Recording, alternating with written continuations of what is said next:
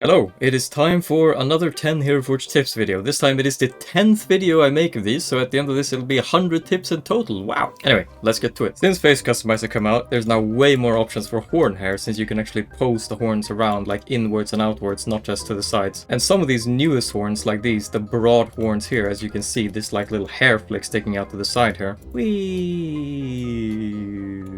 Yeah, that's the one. Are, as you can see, amazing for all kinds of hairstyles, really, not just like being swept back like on this one, but also just nice little overhangs like this, like if you have a little flick, you know, hanging over from your fringe down here. If I grab this horn and I pose it up, yeah, there you can see. And if I Control Z that quickly, there you go. Basically, horn hair right now better than ever, and I especially recommend these, where are they here? The broad horns, they're great. You know something that pretty much everybody likes? Anime chess pieces with just a ton of belts all over the place. But see the problem, this chest piece here, the ruffled belt tunic that has all of these belts, it kind of looks like a waitress uniform with these like bare shoulders here. So how do you fix this if you're not using a double model? It's very, very simple. If you want an anime chest piece, you just go into above and you could put this on for starters, yeah. Like this is a new item that came out just this week, but I mean there's the old classic one that I would use to hide those shoulders is simply either something like the chainmail here and then you put shoulder pads on, or this one, the scrap fur shawl, and again you can slap on some extra shoulders. Now you might be saying, oh, but you can still see the neck here. That's fine. Again, you just go into the neck, you put on another scarf, anything really. There you go. Now it doesn't really show that, you know, the entire top part of this chest piece is bare, so you get your anime belt chest piece with no double modeling, nothing. This is one of the most basic but most simple and cool combinations I know of, so if you're a weeb, here you go. Now here's another pretty basic one, but one that I think a lot of people, especially newer people, might find very useful, which is like, there's a lot of helmets, right? But you might not always look how the visor itself looks, or like in this case, there's no visor at all. But if you go past helm, you know, into mask, eye, and mouth, there are now, in recent months, a lot of new options that opens a lot of doors here. For example, this one, this super suit mask. I mean, it doesn't have to be a super mask. You put that on, and then you go into mouth, and you put on something else as well, like the Shadow Sakura mask. Now, you color this, not like, you know, a plastic superhero mask or something cringe like that. You color it with plate and boom, it just kind of looks like it's part of the helmet. And there's a lot of combinations like this. It works with a ton of different helms. It doesn't have to be this one, but whatever you end up using it for, it's a very cool trick. Now another very cool or disgusting thing to come out of the face customizer update is these extra ears that you can put on top of the head. So we can put on something gross like the double pointed ear. Let's just put on one of those real quick, and now we have that in the hair. Now we could just color this like hair and add it to the horn hair. In fact, as you can see, it would probably work quite okay. But what we're gonna do is we are going to put here in gear and piercings, we are going to put on double piercing ring on that. Then we're gonna color the ear like hair, like that, and separately color the rings like gold. Boop, and boop. Then we just need to pose this into the hair like this somehow. I'm not garbage. Boom, there you go.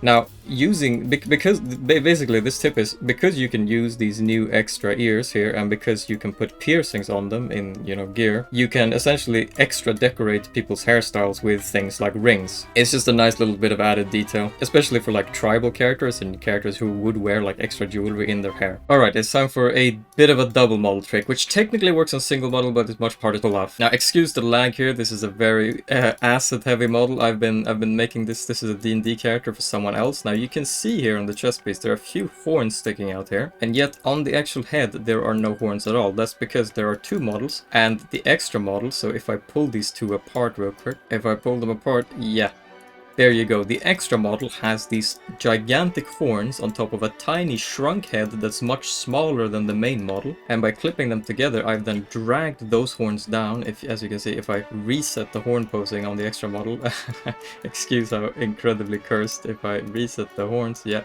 now you see them coming up here and they stick out as per normal. So basically what you do is you have a tiny little shrunk head, you put massive horns on it inside of a bigger head, and you shrink them into the body for extra detail. So if I go back now, you will see again, yeah, there we go.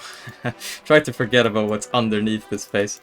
But yeah, you see the horns coming out of the chest piece. It's a slightly more advanced trick, but if you are gonna double model with two models and you don't need to stack the faces, which I don't really think you need to do very often these days, it's a very cool trick, use it. I'll be real, out of all the unoriginal types of models that you tend to see in the Heroforge community, I hate seeing people make Batman, I really do. I'm so tired of it. Like, Batman is my favorite superhero, but I'm still so goddamn tired of this character. Anyway, this model is not made by me, this model is made by Getar from the community, and Getar has discovered a very nice trick to effectively make a really well done Batman head with decals alone. So if I cancel the decals on the face, you will see that the entire face is basically painted black, and then, if I go back, you'll see that the first decal here is the feline features on layer A, yeah? And this is basically all it takes. You paint the original face black, and then using only this layer here, the one that I just turned green now or red or whatever, if I go back again, it's just skin colored, right? So the actual face is colored black, and then this decal is colored like skin, and you're done, that's it. And then, of course, you know, aside from just having the head itself, he's also slapped on 2 horns up here. And it's just these basic spike horns, like anyone knows how to apply these spike horns, that's not complicated. So really, this is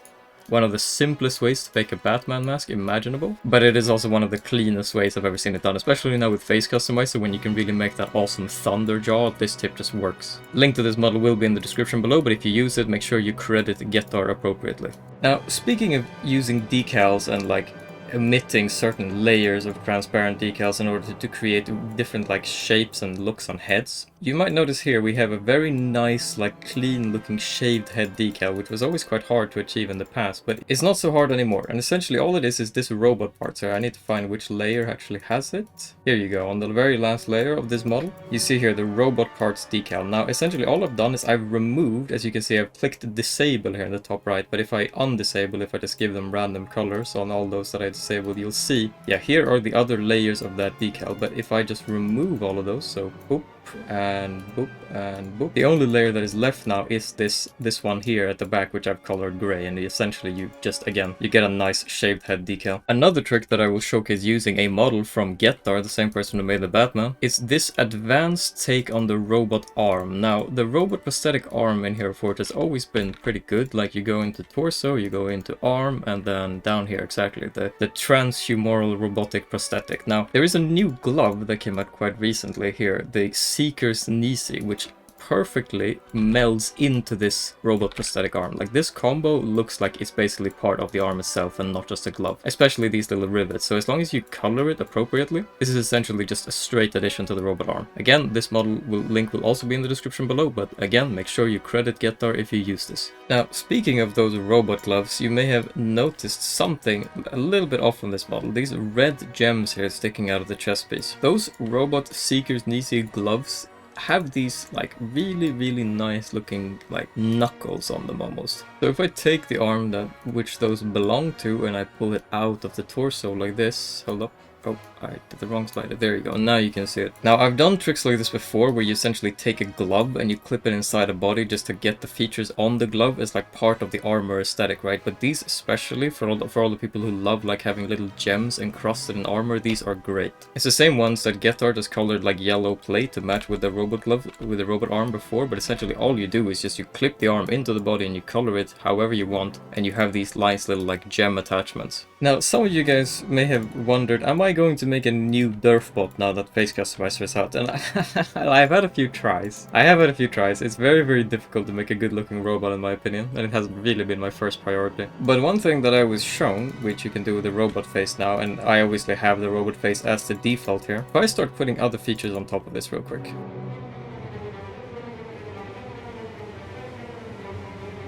Now, having done that, if I now start to pull down the amount sliders quite significantly towards the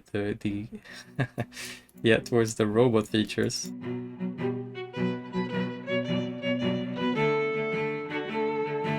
Now, by now you might be starting to see what I'm kind of trying to get at here. I am not actually taking this tip to show you how to make a robot, but rather how the robot face as a base, using Face Customizer and pulling back the amount sliders, can make an incredibly cool looking like skeletal, or as Getar put it, you know, a skeletor looking face. Now, I will show you a much cleaner version of this. And here we have it, a third and final Getar model for this top 10 video. Yeah, he helped me a little bit with this one. So this is, I suppose, a Skeletor, and as you can see here, the base face used here, robotic features, yet it looks like a skeleton face. So why might you actually want to use this beyond the fact that this actually looks like almost a better skeleton face than the actual skeleton face? Is because if you click the humanoid skull here, as you can see, there's no options here. The skull is not integrated into the face customizer system. So if you want to make a new customizable skull using face customizer, the robotic features and twisting them with more human features on top, or, you know, not necessarily human. I can see that Gettars use the elongated alien features here, for example, but you get the point. Improved skeletal faces with new face customizer. Use the robotic features as a base, then put on new features on top and mess around with the amount sliders until you get something this cool. This model will be in the link in the description below, but as